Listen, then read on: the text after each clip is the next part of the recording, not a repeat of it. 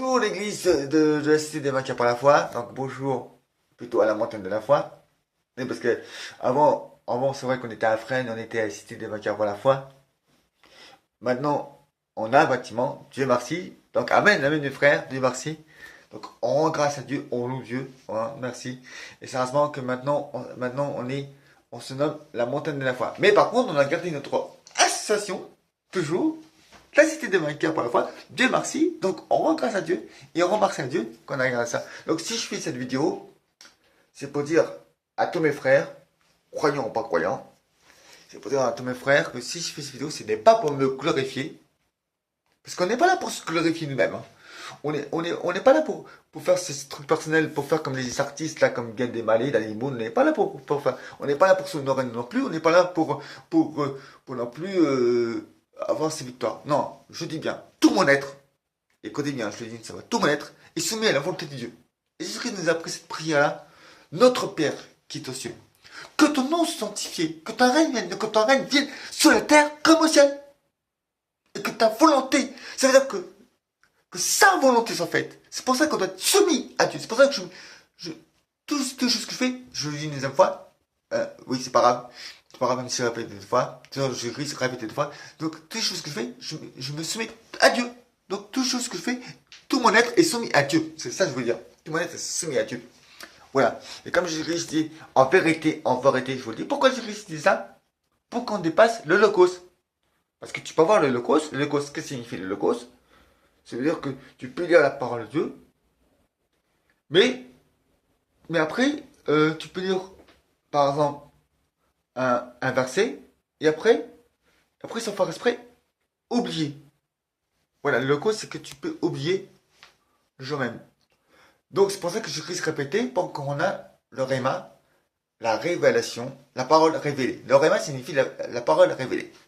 Voilà. Voilà, c'est pour ça que je répétais les choses que j'ai dit. Mais je veux dire que moi, ce que je veux dire, c'est que je suis vivant. Je suis ressuscité. Et c'est lui qui va te guérir. C'est lui qui va chasser les démons. C'est lui qui va te rendre la vue. C'est lui qui va réparer le cœur. Parce que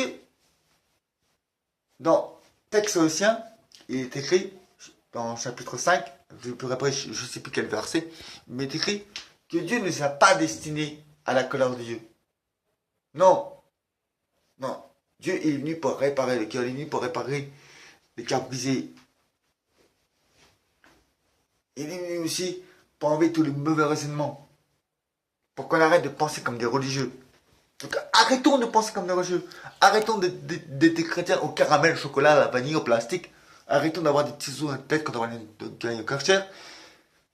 Arrêtons aussi d'être des chrétiens en savon. Arrêtons d'être des chrétiens aussi en shampoing. Non, le Seigneur n'a pas besoin. Le processionnaire n'a pas besoin. Il n'a pas besoin des chrétiens en shampoing, tout ça. Ou en savon. Non, non, non, non. Le Seigneur a besoin des vrais adorateurs de Dieu. Il a besoin des gens qui louent Dieu, qui glorifient Dieu et qui portent la croix. Voilà, des gens comme moi. Bon, je suis pas parfait, mais de moi. Bon, par contre, je vais faire un petit témoignage que j'ai parlé il y a 3 jours à Devic. Moi qui n'ai de nouveau, il m'arrivait des fois de penser comme nos juges. Donc je fais un appel fondamental à la cité des vainqueurs par la foi, que ça peut nous arriver de penser ceci comme nos juges, mais il faut... la vie est un parcours de combattant. Donc il faut se battre. Il faut persévérer à la fois. Il faut renverser tous ces forteresses. Donc renversons toutes ces forteresses. Quelles sont les chaînes? Et arrêtons de réagir comme des religieux. Pensons comme le Christ. Vivons comme le Christ. Car dans Galates chapitre 5, il est écrit, nous vivons par le Christ et nous marchons... non, il est écrit, nous vivons par l'esprit et nous marchons par l'esprit. Oui, j'ai fait de l'humour parce que, évidemment, le Seigneur Dieu, c'est très bien, qui sert de moi comme un instrument de musique. Et je rends grâce à Dieu qui sert de moi comme un instrument de musique. Et je rends grâce à Dieu une deuxième fois parce qu'il y a 3 ans, j'ai pu renaître de nouveau. Voilà, j'ai pu renaître de nouveau par l'Esprit Saint. Parce que Jésus-Christ avait parlé à Nicodème dans Jean chapitre 3.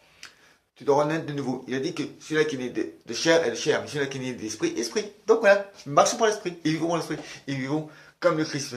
Car dans la Genèse, Jésus-Christ était l'arbre de la vie, et dans la Genèse, dans la Genèse, Jésus-Christ a dit, enfin, je veux dire que il avait géré en hébreu, a dit à Adam, par exemple, quand il avait géré avec Adam, on a dit, faisons à notre image et à notre ressemblance. Voilà. Et Jésus-Christ a repris ça, il a dit, devenez parfait comme moi et mon Père est parfait, comme mon Père céleste est parfait. Voilà, donc devenons parfaits. Voilà. Amen. Allez, et à bientôt.